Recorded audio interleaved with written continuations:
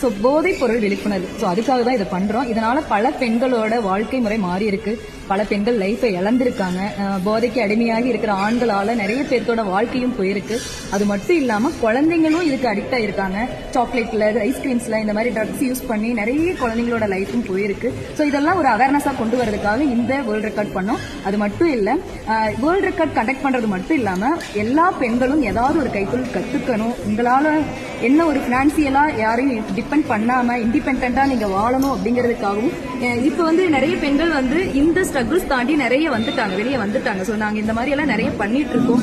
இதை தாண்டி நிறைய விஷயங்கள் சாதிச்சுட்டு இருக்காங்க. நிறைய பேர் நிறைய திறமைய வளர்த்துக்காமையும் இழந்து இருக்கீங்க. சோ அது மாதிரி இல்லாம உங்களோட கைத்தொழில் ஏதாவது ஒன்ன கத்துக்கிட்டு உங்களோட லைஃப நீங்க வாழுங்க.